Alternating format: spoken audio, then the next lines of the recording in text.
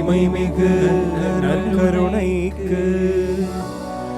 எல்லா காலமும் ஆராதனையும் புகழும் ஆட்சியும் உண்டாக கடவுது.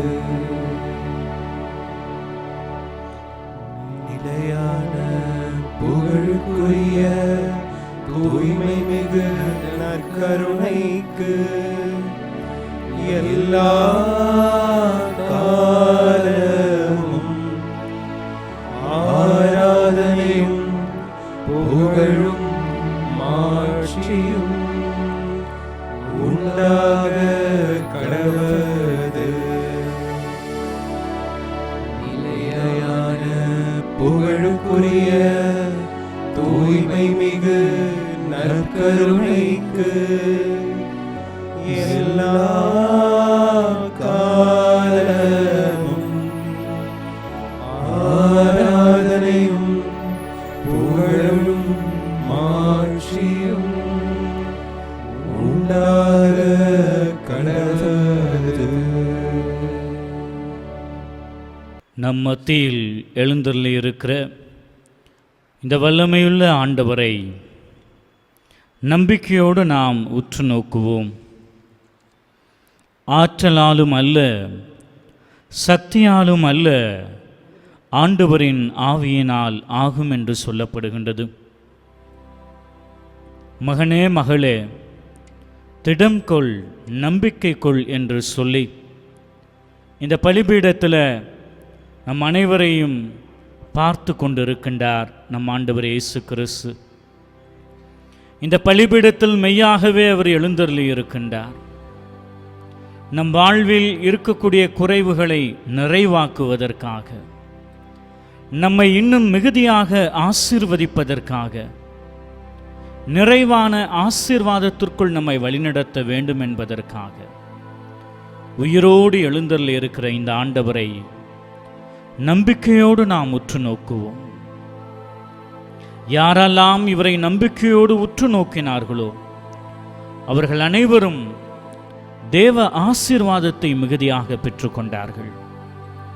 இந்த நேரம், இந்த மகிமையின் நேரம், ஆண்டவர் நமக்குள் கடந்து வந்திருக்கிற நேரம், அவருடைய மகிமையின் பிரசன்னத்தை நமக்கு கண்களுக்கு முன்பாக வெளிப்படுத்தி இருக்கிற நேரம். இந்த திவ்ய நற்கருணையின் வழியாக நம்மை சந்திப்பதற்காக, நம்மோடு உறவு கொள்வதற்காக, நம்மை இன்னும் மிகுதியாக ஆழமான விசுவாச வாழ்வில் வழி நடத்துவதற்காக நம் மத்தியில் எழுந்தருளி இருக்கின்றார்.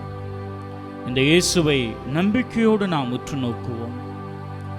நம்பிக்கையற்ற மகனாக மகளாக இராதே, மாறாக நம்பிக்கை கொள் என்று இறை வசனம் கூறுகின்றது. ஆக இந்த வேளையில் இந்த அப்பத்தின் வடிவில் நம் மத்தியில் கடந்து வந்திருக்கிற, ஆராதனைக்கும் மகிமைக்கும் கிருபைக்கும் மாட்சிக்கும் உடையவருமாயிருக்கிற இந்த வல்லமை மிக்க ஆண்டவரை நாம் உற்று நோக்குவோம். இந்த ஆண்டவரிடத்தில் நாம் பேசுவோம். ஆண்டவரே, நீர் பேசும், உன் அடியான் நான் கேட்கிறேன் என்று இறை அடியார்கள் சொன்ன பொழுது அவர் அவர்கள் மத்தியில் பேசினார். அவருடைய இதயங்களுக்கு அருகில் வந்தார். ஆண்டவரே, நீர் என்னை மயக்கி விட்டீர், நானும் மயங்கி போனேன் என்று சொன்ன பொழுது அவர் அவர்கள் மத்தியில் தூய ஆவியினுடைய பலத்தினால் நிரப்பி அவர்களை அற்புதமாக அவர் வழிநடத்தினார். இதோ இந்த நேரம் நம் மத்தியில் எழுந்தருளி இருக்கிற இந்த ஆண்டவரை நாம் முகமுகமாய் தரிசிப்போம். நம் இதயங்களை திறந்து கொடுப்போம். கல்லான இதயத்தை எடுத்துவிட்டு நொறுங்கிய தசைப்பற்றுள்ள இருதயத்தை அவர்களுக்கு தருவேன் என்று சொன்னார். இதோ இந்த நாளில் நம் இதயங்கள் திறக்கப்படட்டும். அவருடைய சமூகத்தில் இதயங்கள் திறக்கப்பட்ட மக்களாக நாம் அவரை உற்று நோக்குவோம். அவருடைய மகிமையினுடைய பிரசன்னம் நம்மை நிரப்பட்டும். நம்முடைய உச்சன் தலை முதல் பாதமுடிய தெய்வீக ஆவியினுடைய பிரசன்னம் நிரப்பப்பட வேண்டும் என்று சொல்லி நாம் நிறைவான ஆவியானவரே என்கின்ற பாடலோடு கூட பாடி நம் மத்தியில் எழுந்தருளி இருக்கிற இந்த ஆண்டவரை நாம் ஆராதிப்போம்.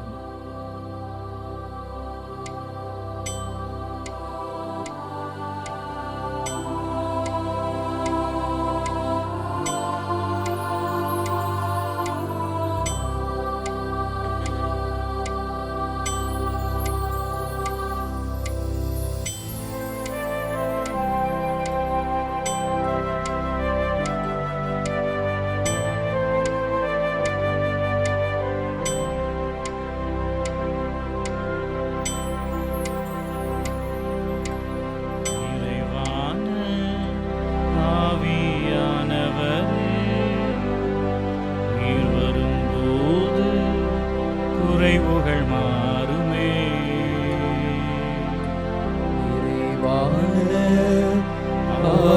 ஆவியானவரே நீர் வரும்போது குறைவுகள் மாறுமே. நீர் வந்தால் சூழ்நிலை மாறுமே.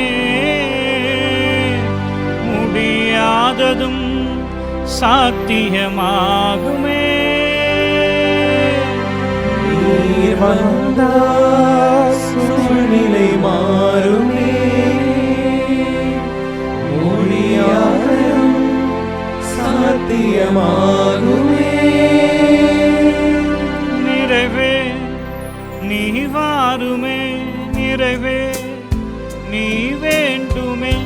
நிறைவே நீர் போதுமே. ஆவியானவரே நிறைவே நீர் வாருமே.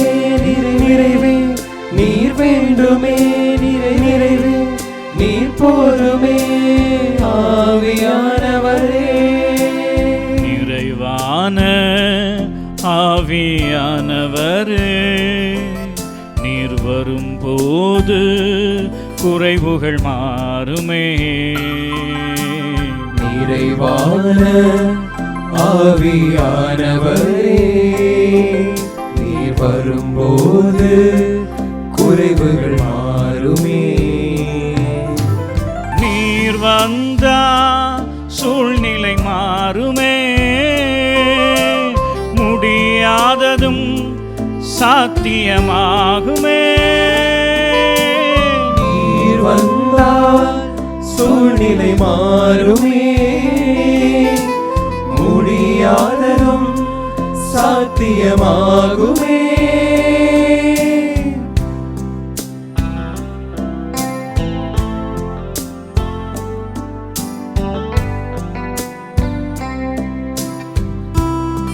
நம்முடைய வாழ்க்கையிலுடைய வனாந்தரங்கள் மத்தியில் நம் பாதைகளை செலுத்திய பொழுதும் கூட அவர் நம்மோடு கடந்து வருகின்றார்.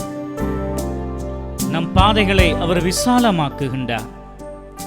இருள் சூழ்ந்த பள்ளத்தாக்கின் மத்தியிலும் அவருடைய பிரசன்னம் நம்மை வழிகாட்டுகின்றது.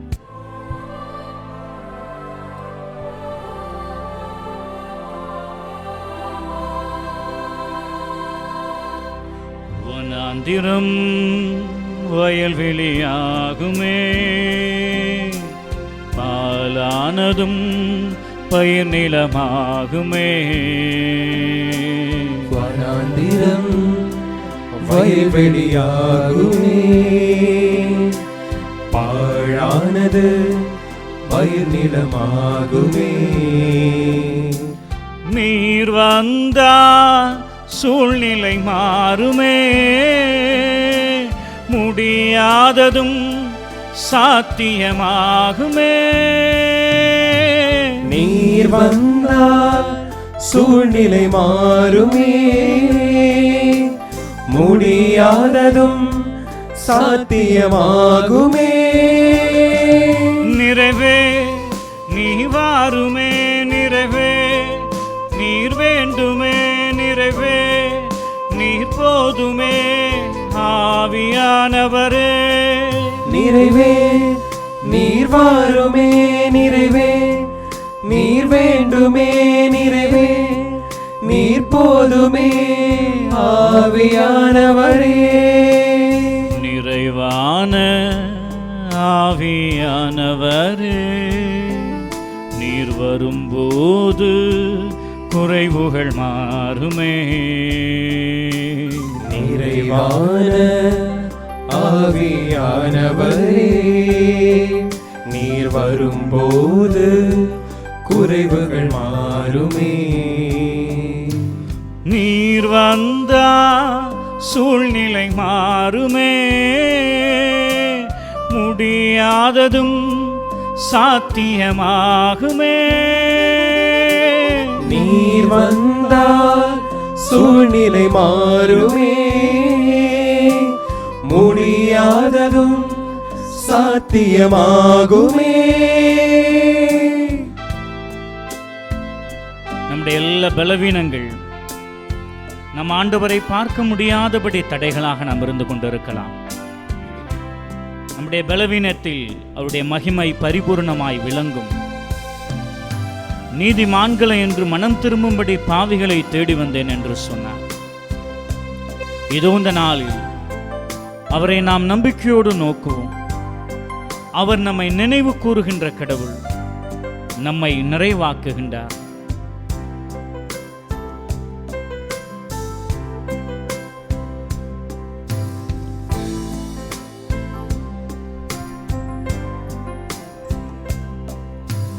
பலவீனன் பலனாய் மாறுமே, சுகவீனன் சுகமாய் மாறுமே. பலவீனன் பலமாய் மாறுமே, சுகவீனம் சுகமாய் மாறுமே. நீர் வந்தா சூழ்நிலை மாறுமே, முடியாததும் சாத்தியமாகுமே. நீர் வந்தால் சூழ்நிலை மாறுமே, முடியாததும் சாத்தியமாகுமே. நிறைவே நீ வாருமே, நிறைவே நீர் வேண்டுமே, நிறைவே நீர் போதுமே ஆவியானவரே. நிறைவே நீர் வாருமே, நிறைவே நீர் வேண்டுமே, நிறைவே நீர் போதுமே ஆவியானவரே. நிறைவே நீர் வாருமே, நிறைவே நீர் வேண்டுமே, நிறைவே நீர் போதுமே ஆவியானவரே.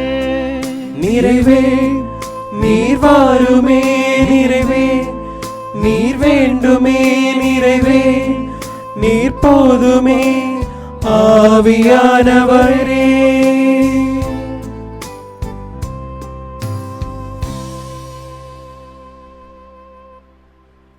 இந்த ஆண்டவருடைய மகிமையுடைய பிரசன்னம், நம்மை நிறைவாக்குகின்ற பிரசன்னம் கடவுளுடைய வார்த்தையில் தான் அடங்கியிருக்கின்றது. களைத்து போன அவர்கள் அனைவருக்கும் அவர் தன்னுடைய வார்த்தையின் வழியாக அவர்களை திடப்படுத்தினார். ஆயனில்லா ஆடுகள் போல் இருந்து கொண்டிருந்த மக்கள் மீது அவர் பரிவிறக்கினார் என்று நாம் விவிலியத்தில் வாசிக்க கேட்கின்றோம். ஆக இந்த நேரத்தில் நாம் இந்த இறை வார்த்தைக்கு செவிமடுப்போம். ஆண்டவர் உங்களோடு இருப்பாராக. மார்க்கு எழுதிய நற்செய்தி அதிகாரம் 12 இறை வார்த்தைகள் 41 44 முடிய. இயேசு காணிக்கை பெட்டிக்கு எதிராக அமர்ந்து கொண்டு மக்கள் அதில் செப்பு காசு போடுவதை உற்று நோக்கி கொண்டிருந்தார். செல்வர் பலர் அதில் மிகுதியாக போட்டனர். அங்கு வந்த ஒரு ஏழை கைம்பெண் ஒரு கொதிராந்துக்கு இணையான 2 காசுகளை போட்டார்.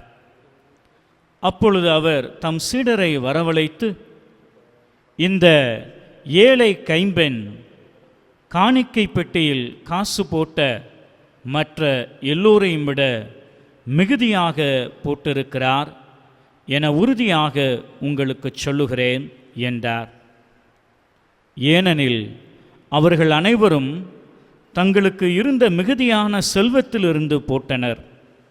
இவரோ தமக்கு பற்றாக்குறை இருந்தும் தம்மிடம் இருந்த அனைத்தையுமே, ஏன் தம் பிழைப்புக்காக வைத்திருந்த எல்லாவற்றையுமே போட்டுவிட்டார் என்று அவர்களிடம் கூறினார். இது ஆண்டவரின் அருள்வாக்கு. கிறிஸ்துவே உமக்கு புகழ்.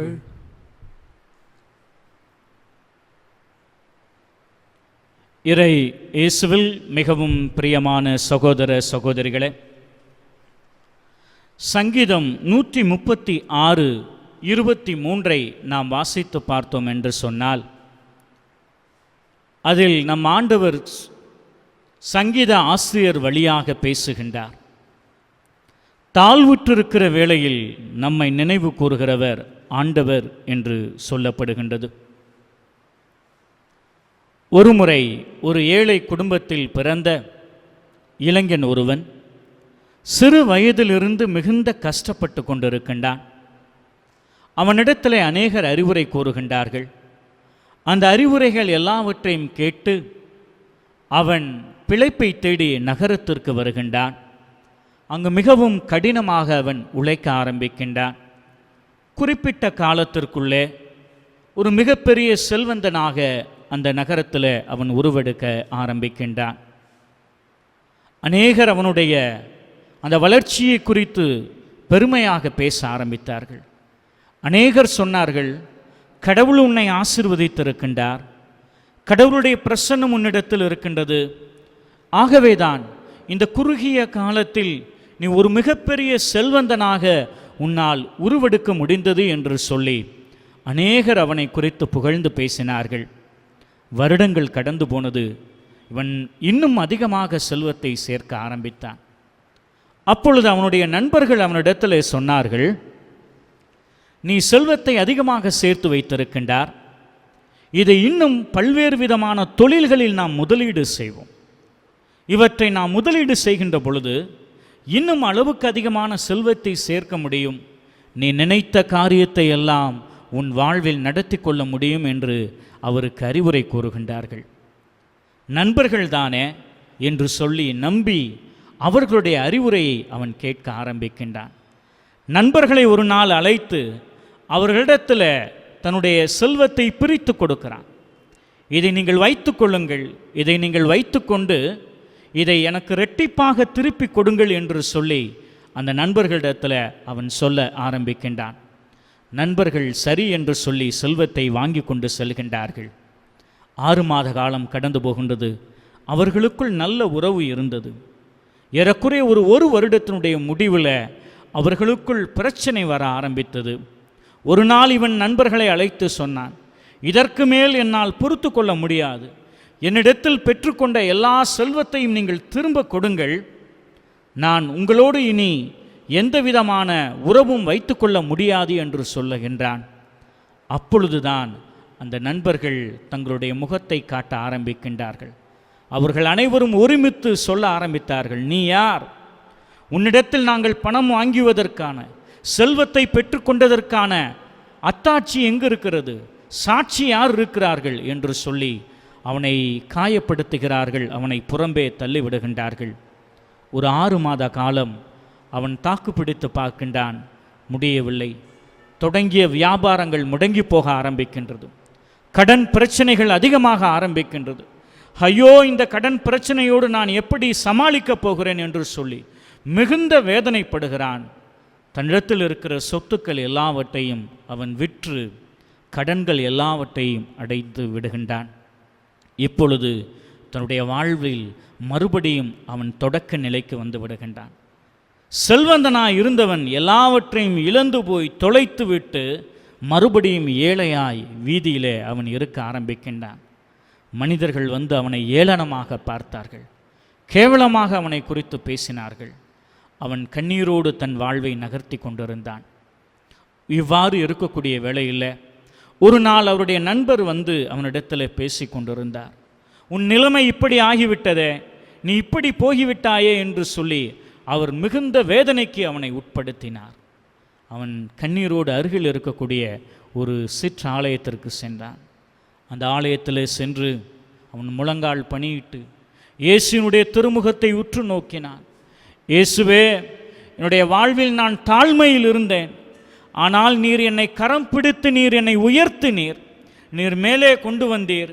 என் பார்வைகள் உன் மீது அல்ல, செல்வத்தின் மீது சென்றது.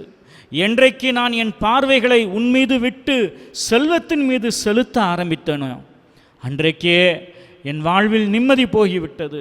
நான் எல்லாவற்றையும் இழந்து இன்றைக்கு நான் அனாதையாய் நான் இருந்து கொண்டிருக்கிறேன் என்று சொல்லி கண்ணீரோடு அவன் அழ ஆரம்பிக்கின்றான்.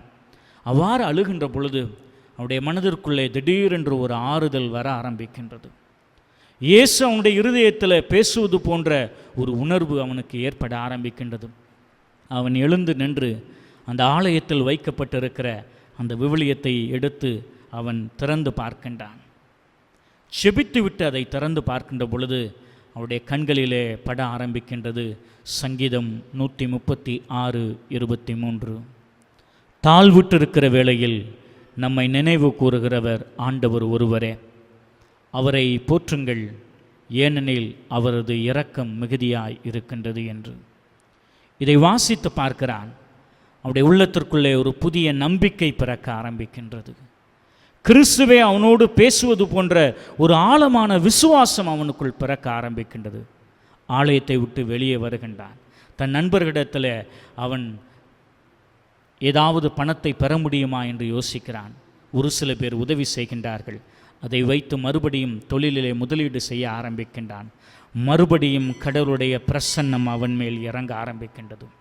எதை இழந்து போனானோ, எதை தவறவிட்டானோ, எது எல்லாம் என் கையை விட்டு போகிவிட்டது என்று அவன் நினைத்தானோ, அவைகள் எல்லாவற்றையும் 2 மடங்குகளுக்கு மேலாக கடவுள் அவனுக்கு கொடுத்து அந்த ஆசீர்வாதத்தை அவன் மேல் நிலைநிறுக்கச் செய்தார். பிரியமான சகோதர சகோதரிகளே, ஒருவேளை நீங்களும் அப்படித்தான் எல்லாவற்றையும் நான் இழந்து போயிருக்கிறேன், இன்றைக்கு நான் தாழ்மையில் இருக்கிறேன், வெறுமையில் இருக்கிறேன், தனிமையில் இருக்கிறேன், எல்லோராலும் கைவிடப்பட்ட நிலையில் நான் இருக்கிறேன் என்று நீங்கள் நினைத்து கொண்டிருக்கின்றீர்களா? தாழ்வுற்றிருக்கிற வேளையில் நம்மை நினைவு கூறுகிறவர் ஆண்டவர் ஒருவர் மட்டுமே. உளவியல் ரீதியாக சொல்லுகின்றார்கள், மனிதர்களை எப்படி இந்த தாழ்வுற்ற நிலைக்கு அவர்கள் தள்ளப்படுகின்றார்கள், எந்தெந்த சூழல்கள் வருகின்ற பொழுது அவர்கள் நிலை குலைந்து போய்விடுகிறார்கள் என்பதை குறித்து நாம் விவிலிய பின்னணியில் நாம் பார்க்க போகின்றோம். முதலாவதாக மன அழுத்தம், ஆங்கிலத்தில் ஸ்ட்ரெஸ் என்று சொல்வார்கள். யாருக்கெல்லாம் இந்த மன அழுத்தம் அதிகமாக இருக்கின்றதோ அப்பொழுது அவர்கள் நிலை குலைந்து போய்விடுகின்றார்கள், அவர்கள் தாழ்ந்து போய்விடுகின்றார்கள். நீங்கள் விவிலியத்தை எடுத்து நீங்கள் வாசித்து பாருங்கள். மார்க் எழுதிய நற்செய்தி 6ஆம் அதிகாரம் 45 51 முடிய இருக்கக்கூடிய இறை வசனம். இந்த இறை வசனத்தை வாசித்து பார்த்தீர்கள் என்று சொன்னால் அதில் சொல்லப்படுகின்றது, இயேசு தம் சீடர்களை முன்னமே அவர் அனுப்புகின்றார். அவங்க இயேசுவை விட்டு முன்னாடி போகிறாங்க. அதற்கு முன்பு தான் இருக்கிற பகுதியிலே நீங்கள் வாசித்து பார்த்தீர்கள் என்று சொன்னால் அதில் சொல்லப்படுகிறது, இயேசு 5 அப்பங்களையும் 2 மீன்களையும் கொண்டு 5000 பேருக்கு மேலாக உணவு கொடுக்கின்றார். பிறகு இரவு நேரமாகி விடுகின்றது, தன் சீடர்களை அனுப்புகின்றார். அவர்கள் பயணத்தை மேற்கொள்ளுகின்றார்கள். பயணத்தை மேற்கொண்டு இருக்கக்கூடிய வேளைகளில் திடீரென்று எதிர்காற்று வீச ஆரம்பிக்கின்றது. எதிர்காற்று வீசுகின்ற பொழுது தண்டு வலிக்க ஆரம்பிக்கின்றது. திடீரென்று வரக்கூடியது தான் மன அழுத்தம். நல்லா போய்கிட்டு இருக்கும், உங்களுடைய வியாபாரம் நல்லா போயிட்டுருக்கும், உங்களுடைய குடும்பத்துக்குள்ளே சமாதானம் நல்லா இருக்கும், நிறைய தேவ ஆசீர்வாதத்தை நீங்கள் பார்த்துக்கிட்டே இருப்பீங்க. ஆனால் அதே வேளையில் திடீரென்று இழப்புகள் உங்களுடைய வாழ்வில் அதிகமாக வரும். இந்த இழப்புகள் வருகின்ற பொழுது வேதனைகள் உங்களுடைய இருதயத்தை அதிகமாக பற்றிக்கொள்ளும். ஆக அப்படித்தான் ஒரு பெரிய ஸ்ட்ரெஸ் ஒன்று சீடர்களுக்கு வர ஆரம்பிக்குது. நல்லா போய்கிட்டு இருக்கிறாங்க, வயிறார அவர்கள் உண்டார்கள், இயேசுனுடைய மகிமையை குறித்து அவர்கள் பேசினார்கள். நம்ம இயேசு பாருங்கள், 5 அப்பத்தையும் 2 மீனையும் இத்தனை பேருக்கு பகிர்ந்து கொடுத்துருக்கிற வல்லமையுள்ள ஆண்டவர் என்பதை குறிச்செல்லாம் அவங்க பேசிக்கிட்டு போனவங்க. திடீர்னு எதிர்காற்று வருகிறது. உங்கள் வாழ்வில் எதிர்காற்று இன்றைக்கு அடிக்கிறது என்று நீங்கள் நினைக்கின்றீர்களா? மன அழுத்தத்தில் நீங்கள் இருக்கின்றீர்கள் என்று நினைக்கின்றீர்களா? நீங்கள் நினைக்கக்கூடிய தருணத்தில் இயேசு கடந்து வருவார். அப்படித்தான் நடந்தது. அவர்கள் தண்டு வலிப்பதை கண்டு இயேசு அந்த 4ஆம் சாம வேளையில் கடந்து வருகின்றார். கடந்து வந்து, அஞ்சாதீர்கள், நான் தான் என்று சொல்லி அவர்களுடைய வாழ்க்கையின் விசுவாச படகை அவர்கள் செலுத்துவதற்கு ஒரு ஆசிரை அவர் கொடுக்க ஆரம்பித்தார். என் அன்பு சகோதர சகோதரிகளை, ஒருவேளை நீங்கள் மன அழுத்தம் அப்படின்ற அந்த போன்ற காரியங்களில் நீங்கள் பாதிக்கப்பட்டிருக்கின்றீர்களா? இன்றைக்கு ஆண்டவருடைய சமூகத்தில் உங்களை ஒப்புக்கொடுங்கள், உங்களை முழுமையாக ஒப்புக்கொடுங்கள். உங்களுக்கு தான் இயேசு சொல்கிறாரு, நீ தாழ்வுற்றிருக்கிற வேளையில் உன்னை நான் நினைவு கூறுகிற ஆண்டவர் என்று அவர் சொல்லுகின்றார். அதற்கு அடுத்ததாக இந்த தாழ்வுற்றிருக்கிற நிலை எப்பொழுது நம்முடைய வாழ்வில் வரும் என்று சொன்னால், ஆங்கிலத்தில் டிப்ரெஷன் என்று சொல்வார்கள், மனச்சோர்வு. இன்றைக்கு மனச்சோர்வினால் பாதிக்கப்பட்டிருக்கக்கூடிய நபர்களுடைய எண்ணிக்கை இன்றைக்கு அளவுக்கு அதிகமாக அவைகள் போய்கொண்டிருக்கிறது. நீங்கள் விவிலியத்தை நீங்கள் எடுத்து வாசித்து பாருங்கள். யோவான் எழுதிய நற்செய்தி 5ஆம் அதிகாரம் 1-9 முடிய இருக்கக்கூடிய இறை வசனங்கள். பெத்சாய்தா என்று சொல்லக்கூடிய அந்த ஒரு ஆட்டுக்குளம் இருக்கிறது. அதில் 5 மண்டபங்கள் இருக்கிறது. இந்த மண்டபங்களில் உடல் நலமற்றவர்கள், நோயாளிகள், இன்னும் பல்வேறு விதமான பிணிகளினால் இருக்கக்கூடிய மனிதர்கள் அனைவரும் அந்த இடத்திலே கிடத்தி இருக்கின்றார்கள். அந்த குளத்துக்கு ஒரு ஸ்பெஷாலிட்டி இருக்குது. இது என்ன ஒரு ஸ்பெஷாலிட்டினா, அந்த குளத்தை வான தூதர்கள் வந்து கலக்குவார்கள். அவர்கள் அவ்வப்போது கலக்குகின்ற பொழுது எந்த ஒரு மனிதன் முதலிலே இறங்குகிறானோ அவன் சுகம் பெறுவான். அதுதான் அங்கு வழக்கமாக இருந்தது. அதனால் அந்த குளத்தை சுற்றி அப்படியே காத்துக்கிட்டு இருந்தாங்க. அங்கே தான் ஒரு மனிதன், உடல் நலமற்றிருந்த மனிதன், 1 வருடம் 2 வருடம் 3 வருடம் 10 வருஷம் இல்லை, 38 ஆண்டுகள் அவன் உடல் நலமற்ற அந்த இடத்துல இருப்பான். இந்த டிப்ரெஷன்றது அப்படி தான், நாளுக்கு நாள் அதிகமாகிக்கொண்டே இருக்கும். நாட்களுடைய அந்த எண்ணிக்கை அதிகப்படுத்தி கொண்டே இருக்கும். அப்போ இந்த மனச்சோர்வு, இந்த டிப்ரெஷனில் இருக்கிறாங்க அப்படின்னா அது நெடுங்காலமான ஒரு பாதகத்தை அவர்களுக்குள் ஏற்படுத்தும். அவர்களுடைய நடைமுறை வாழ்க்கை முறை பாதிக்கப்படும். அவர்களால் எதுவும் செய்ய முடியாது. அவர்கள் என்ன நினைக்கிறார்களோ அந்த காரியத்தை செய்ய முடியாத அளவு அவருடைய வாழ்வே எல்லாம் முடிந்து போன ஒரு நிலையில் இருக்கும். ஆக 38 வருஷம் அந்த மனுஷன் அப்படி தான் அவன் நினச்சிக்கிட்டு இருந்தான். அவ்வளோதான், இனிமேல் எனக்கு மீட்பு கிடைக்காது, இதிலிருந்து நான் வெளிவர முடியாது என்று சொல்லி அவன் சோர்ந்து போய் அந்த இடத்துல அமர்ந்து கொண்டிருந்தான். உடைய வாழ்வில் நீங்கள் சோர்ந்து போய் இருக்கிறீர்களா? உடைய வாழ்வில் எல்லாம் முடிந்து போய்விட்டது என்று நீங்கள் நினைக்கின்றீர்களா? இன்றைக்கு ஆண்டவர் புதிய அத்தியாயத்தை உங்களுடைய வாழ்வில் கொண்டு வருவார். அப்படித்தான் அந்த உடல் நலமற்றிருந்த மனிதனுடைய வாழ்வில் வந்தது. இயேசு வந்தார். நீ உடல் நலம் பெற விரும்புகிறாயா என்று சொன்ன உடனே அவன் சொன்னான், என்னை இந்த குளத்தில் இறக்கி விடுறதுக்கு யாருமே இல்லை, எனக்கு யாருமே இல்லை, நான் தனிமையில் இருக்கிறேன், எனக்கு உதவி செய்வதற்கு யாரும் இல்லை என்று சொல்லி அவன் அங்கலாய்க்கிறான். ஒருவேளை இது போன்ற அங்கலாய்ப்புகள் இப்பொழுது நம்முடைய இருதயத்தில் ஆழமாக இருந்து கொண்டிருக்கலாம். அல்லது பல வருடங்களாக நாமும் கூட இந்த மனச்சோர்வினால் நாம் பாதிக்கப்பட்டிருக்கலாம். என் அன்பு சகோதர சகோதரிகளே, இந்த நாளில் ஆண்டவர் கடந்து வருகின்றார். இந்த பலிபீடத்தில் எழுந்தருளி இருக்கிற இயேசு நம்மை பார்க்கிறார்.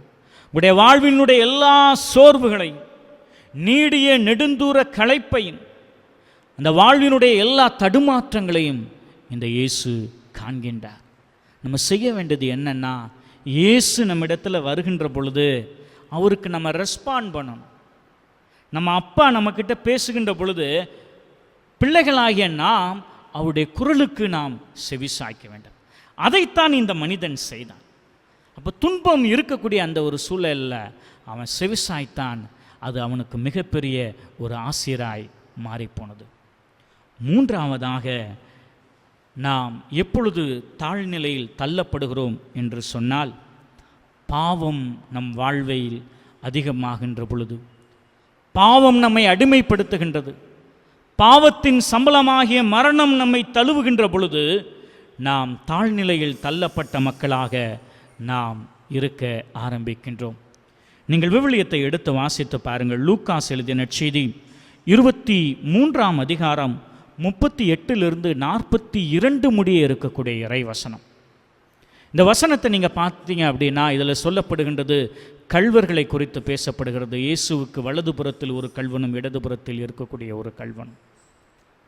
அதில் இடதுபுறத்தில் இருக்கக்கூடிய கள்வன் சொல்லுகிறான், நீ மெஸ்ஸியா என்று சொன்னால் உன்னையும் நீ விடுவித்துக்கொள், எங்களையும் நீ விடுவி என்று சொல்லி அவரை பழித்துரைக்கிறான். ஆனால் அந்த வலதுபுறத்தில் இருக்கக்கூடிய கள்வனோ அவன் சொல்லுகிறான், நீ யாரிடத்தில் பேசுகிறாய் என்பது தெரியாதா? தெய்வத்தின் மட்டில் உனக்கு அச்சம் இல்லையா? நீயும் நானும் இந்த தண்டனை தீர்ப்புக்கு உள்ளாக்கப்பட்டிருப்பது நீதி. காரணம் நீயும் நானும் பாவிகள், ஆனால் அவரோ பரிசுத்தர் என்கின்ற விதத்தில் அவன் சொல்லி இயேசுவை பார்த்து சொன்னான், தேவரே, நீர் அரசுரிமையோடு வருகின்ற பொழுது என்னை நினைவு கூறும் என்று சொன்னான். இயேசு அவனது பக்கம் திரும்பி சொன்னார், இதோ இன்றே நீர் வான் வீட்டில் என்னோடு இருப்பாய் என்று சொன்னார். இந்த உலகத்தில் எந்த ஒரு மனுஷனுக்கும் கிடைக்காத ஒரு பாக்கியம். பாவி என்று அநேக மக்களால் முத்திரை குத்தப்பட்ட மனிதன். இன்றைக்கு சமூகத்தில் ஒரு மிகப்பெரிய ஒரு கொடுமை என்னவென்று சொன்னால் முத்திரைகள். இவன் இப்பேற்பட்ட மனிதன், இவள் இப்பேற்பட்ட மனுஷி என்று சொல்லி பல்வேறு விதத்தில் குத்தப்பட்ட முத்திரைகள் அந்த கள்வனின் மேல் இருந்தது. அந்த முத்திரையை இயேசு மாற்ற விரும்பினார். அவர் சொன்னார், இன்றே நீர் என்னோடு பரதேசில் இருப்பாய் என்று சொல்லி அந்த கள்வன் முதலில் விண்ணக வாயிலை அவன் பெற்றுக்கொள்கிறான். என் அன்பு சகோதர சகோதரிகளே, விவிலியத்தில் நம் ஆண்டவர் இப்படியாக பல்வேறு விதத்தில் தாழ்நிலையில் இருக்கக்கூடிய மக்களை எல்லாம் விடுவிக்கின்றார். அப்படித்தான் இன்றைக்கு வாசிக்கப்பட்ட இந்த நற்செய்தி வாசகமும் இருக்கிறது. அந்த ஆலயத்தில் இயேசு அமர்ந்திருக்கிறார். அந்த ஆலயத்தில் அவர் அநேகரை பார்த்து கொண்டிருக்கிறார். அப்படி அந்த பெண்மணி வருகின்றாள். அவள் தன்னிடத்தில் வாழ்வுக்கு இருக்கக்கூடிய அந்த 2 காசுகளை, இந்த செப்பு காசுகளை அந்த தொட்டிக்குள்ளே அவர் போட ஆரம்பிக்கின்றார். சத்தமே வரல. பணக்காரவங்க போட்டதெல்லாம் சத்தமாக இருந்துச்சு. ஆனால் அந்த பெண்மணி போட்ட காசில் சத்தம் வரல. அவளுடைய இழி நிலையை குறித்து அது பேசப்படுகிறது. ஆனால் அவளது இழி நிலையில் இயேசு அவளை நினைவு கூர்ந்தார். இயேசு சொன்னார், இந்த காணிக்கை தொட்டியில் போட்ட பணத்தில் காணிக்கைகளில் இந்த பெண்மணி தான் அதிகமாக அவள் போட்டாள், தன் வாழ்வுக்கு இருக்கிற எல்லாவற்றையும் போட்டு விட்டாள் என்று சொல்லி அவளுக்கு ஒரு புதிய முத்திரையை கொடுக்கிறார். பாவம் என்கின்ற முத்திரையினால் நீங்கள் குத்தப்பட்டு இருக்கிறீர்களா? இதோ இயேசு இன்றைக்கு விடுதலை கொடுக்கிறார். அவருடைய சமூகத்தில் நாம் நம்மை ஒப்பு கொடுப்போம். எவ்வாறு அந்த நல்ல கள்வன் தேவரீர் என்னை நினைவு கூறும் என்று சொன்னது போல இந்த நாளில், இந்த ஆராதனை வேளையில் நம் தெய்வம் நம்மை நினைவு கூறுகின்றார், நம் தாழ்நிலையை நினைவு கூறுகின்றார். ஆக இந்த வேளையில் நாம் நம்மை ஒப்பு கொடுப்போம். அவருடைய பிரசன்னத்தில் ஒப்பு கொடுத்து, அன்பு கூறுவேன் இன்னும் அதிகமாய், உம்மை ஆராதிப்பேன் இன்னும் ஆர்வமாய் என்று சொல்லி நாம் பாடி நாம் இறைவனுடைய மகிமையான பிரசன்னத்திற்குள் நிலைத்து நிற்போம்.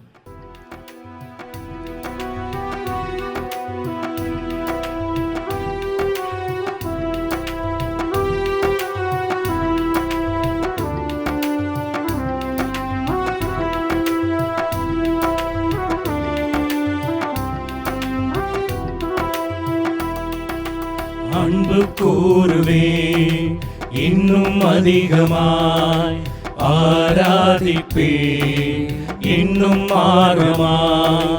அன்பு கூறுவேன் இன்னும் அதிகமாய், ஆராதிப்பேன் இன்னும் ஆர்வமாய். உம்மை முழு உள்ளத்தோடு ஆராதிப்பேன், முழு பலத்தோடு அன்பு கூறுவேன். ஆராதனை ஆராதனை ஆராதனை ஆராதனை ஆராதனை ஆராதனை ஆராதனை ஆராதனை.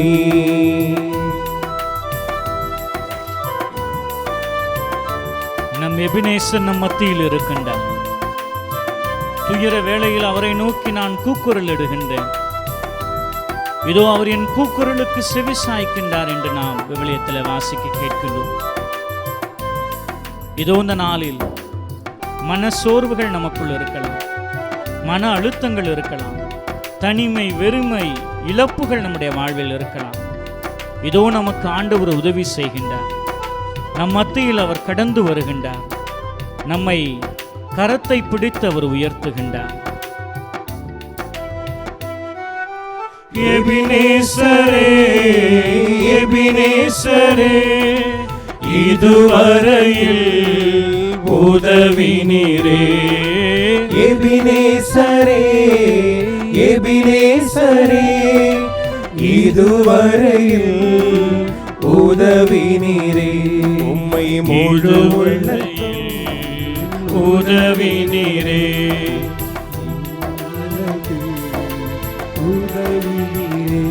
உம்மை முழு உள்ளத்தோடு ஆராதிப்பேன், முழு பலத்தோடு அன்பு கூறுவே. ஆராதனை ஆராதனை ஆராதனை ஆராதனை ஆராதனை ஆராதனை ஆராதனை ஆராதனை. நான் உங்களை காண்கின்ற ஆண்டவர் என்று சொன்னார். துயரத்தின் மத்தியில் சீடர்கள் தண்டு வலிப்பதை கண்டு அவர்கள் மத்தியில் கடந்து வந்தார் என்று விவிலியத்திலே வாசிக்கிறோம். கஷ்டம், துக்கமும் வருத்தமும் நம் வாழ்வை நிரப்புகின்ற வேளையில் அவர் நம் மத்தியில் கடந்து வருகின்றார், நம்மை காண்கின்றார்.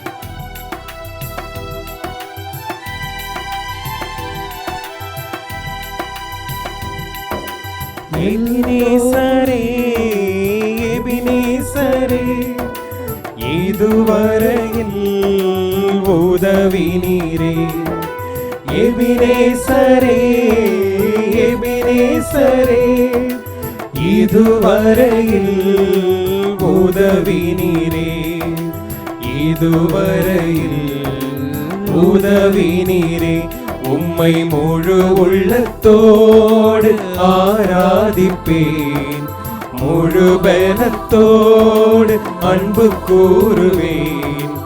ஆராதனை ஆராதனை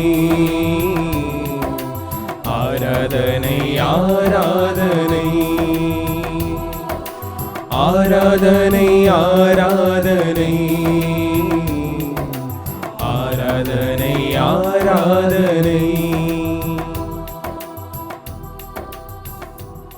அப்படியே அவருடைய ஆராதனையின் மகிமையின் பிரசன்னத்தில் நம்முடைய எல்லா தேவைகளையும் நாம் மௌனமாக நாம் எடுத்துரைப்போம்.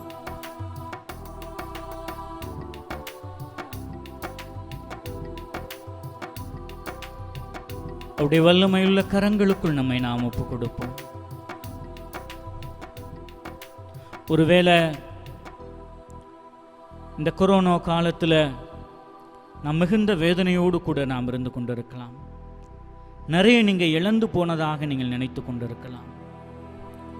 தனிமையில் இருந்து கொண்டிருக்கலாம். அதிகமான மன அழுத்தத்தில் நீங்கள் இருந்து கொண்டே இருக்கலாம். ஐயோ, எதிர்காலம் எப்படி இருக்க போகிறது என்று சொல்லக்கூடிய விதத்தில் பயமும் பதட்டமும் உங்களுடைய வாழ்வில் அதிகமாக இருந்து கொண்டிருக்கலாம். என் அன்பு சகோதரனே, சகோதரியே, இதோ இந்த இயேசுவிடத்தில் ஒப்பு கொடுங்க.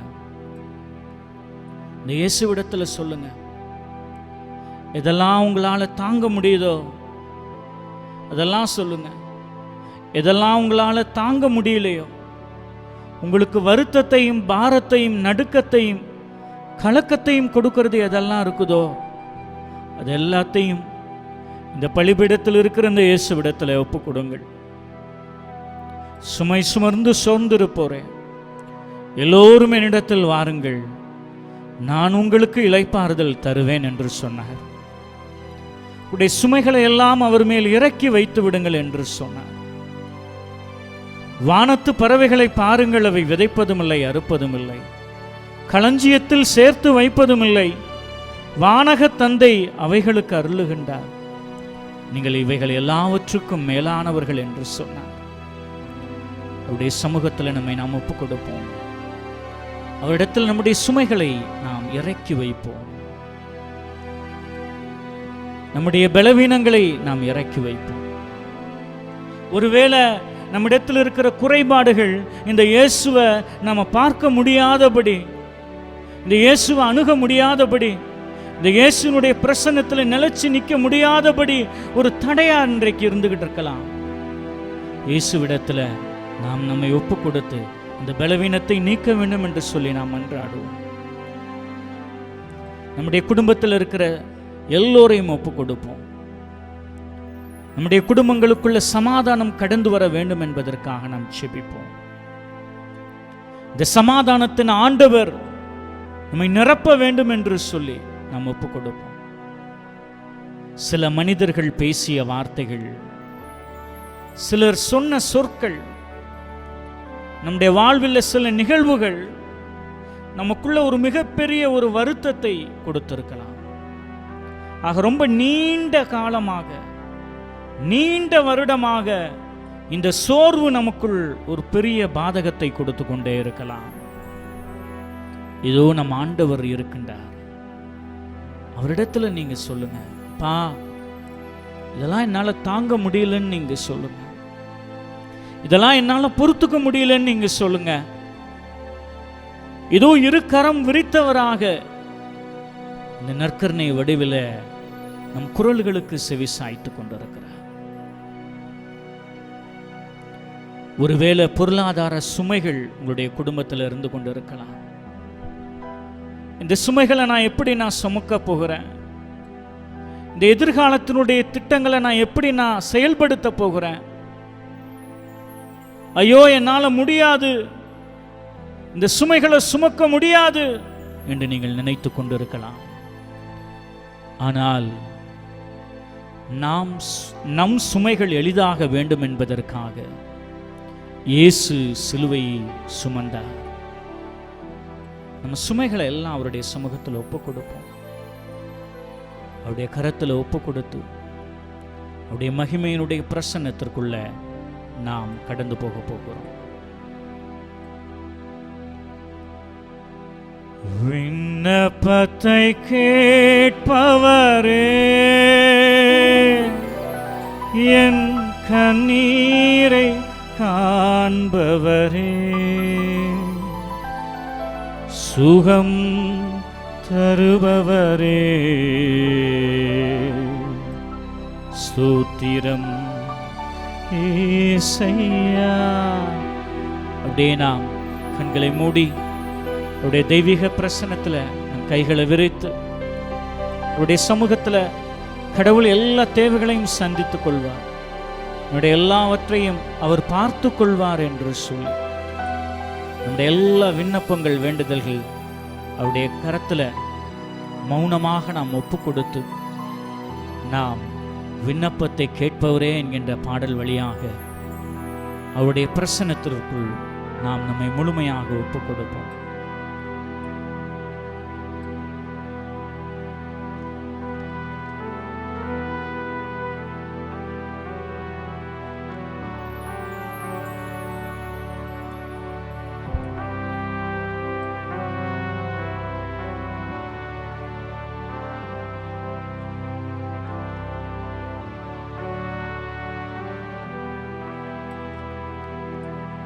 விண்ணப்பத்தை கேட்பவரே,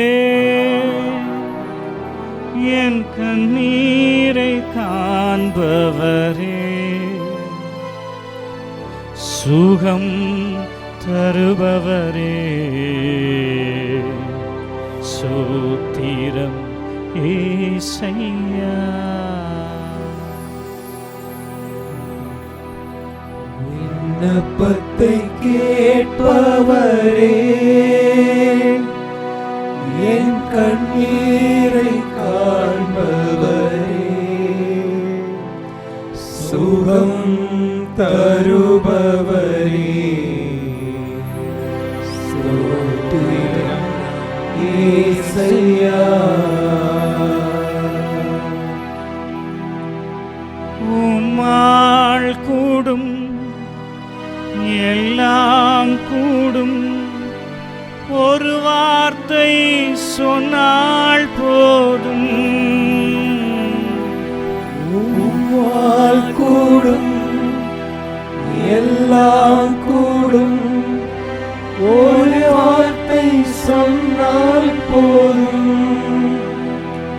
ஐயா ஒரு வார்த்தை சொன்னால் போதும், ஐயா ஒரு வார்த்தை சொன்னால் போதும். அப்படியே கைகளை உயர்த்தி நம்மை ஒப்பு கொடுப்போம்.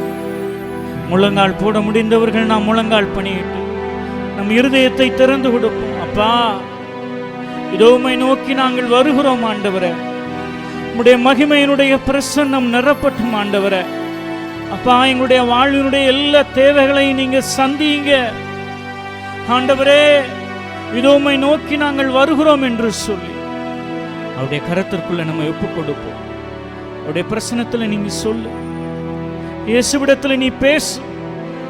அவர் பேசுகின்ற கடவுள். நீ பேசுறத கேட்கிற கடவுள். அவர் பேசாத மரமோ கல்லோ அல்ல. நான் பேசுகிற ஒவ்வொரு வார்த்தையும் அவர் கேட்டுக்கொண்டிருக்கிறார். நான் அமர்வதும் எழுவதும் என் வாழ்வின் எல்லா நிலைகளையும் நீர் அறிந்து வைத்திருக்கிறீர் என்று தாவீது சொன்னார். தாவீது கரம் பிடித்து வழி நடத்தியவர், தாவீதை நினைவு கூர்ந்தவர். இந்த நேரத்தில் உம்மை நினைவு கூறுகின்றார். உம்மை ஆசீர்வதித்து உன் கரத்தை அவர் பிடித்து வழி நடத்த விரும்புகின்றார். அவருடைய சமூகத்தில் நீர் ஒப்புக்கொடு. என் நோய்களை சிலுவையிலே சுமந்து தீர்த்தீரையா, என் நோய்களை சிலுவையிலே சுமந்து தீர்த்தீரையா.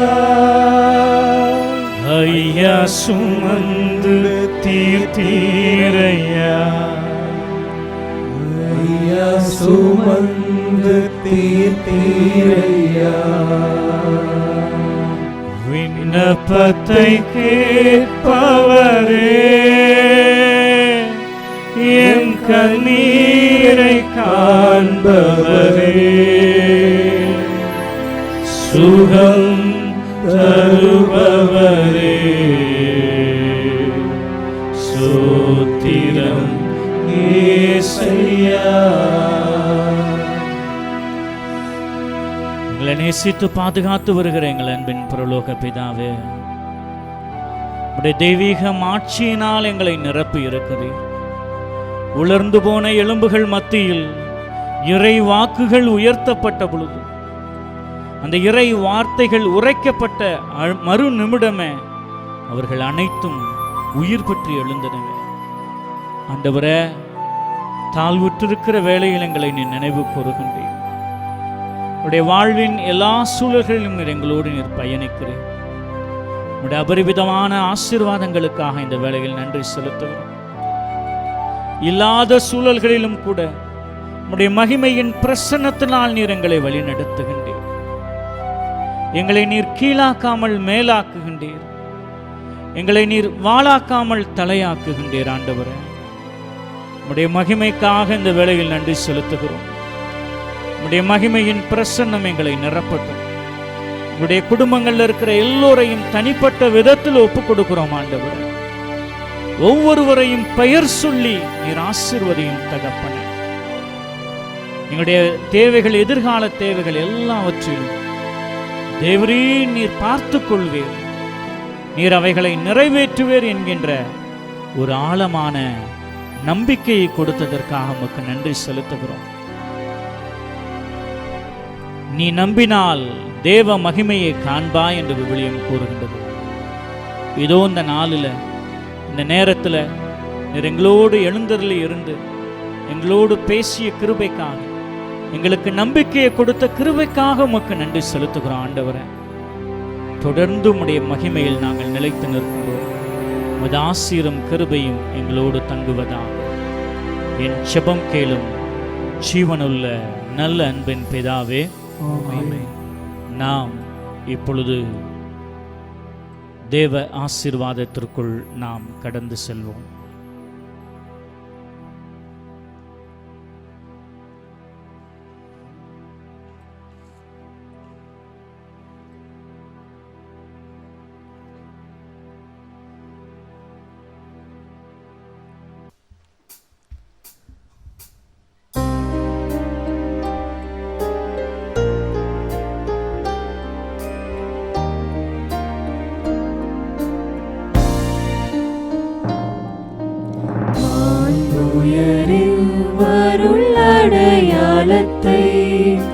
தாழ்ந்து பணிந்து ஆராதிப்போம்.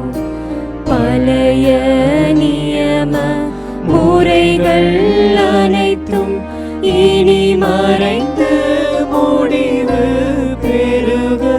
புதிய நியம முறைகள் வருக. புலன்களாலே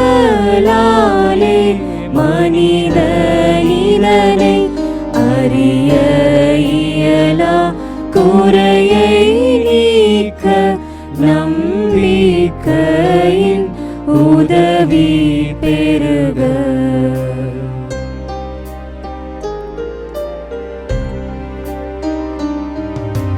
தந்தை அவர்க்கும் மகனவர்க்கும் புகழ்ச்சியோடு வேற்றியாக்கும். மீட்பின் பெருமை மாட்சிமையோடு வலிமை வாழ்த்து யாவுமாக. இருவரிடமாய் வருகின்றவராம் தூய ஆவியானவர்க்கும் அளவில்லாத சமப்புகழ்ச்சி என்றென்றுமே உண்டாகுக.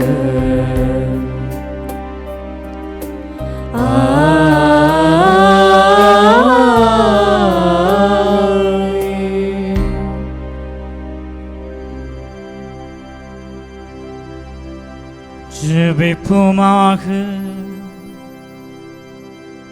இறைவா, இந்த வியப்புக்குரிய அருள் அடையாளத்திலே உம்முடைய பாடுகளின் நினைவை எங்களுக்கு விட்டு சென்றே. உம் திருவுடல் திருரத்தமாகியவற்றின் தூய மறைப்பொருளை வணங்கும் நாங்கள் உமது மீட்பின் பயனை இடைவிடாமல் துய்த்துணர்ந்து மகிழ அருள்வீராக. தந்தையாகிய இறைவனோடு தூய ஆவியாரின் ஒன்றிப்பில் இறைவனாய் என்றென்றும் வாழ்ந்து ஆட்சி செய்கின்ற உம்மை மன்றாடுகின்றோம்.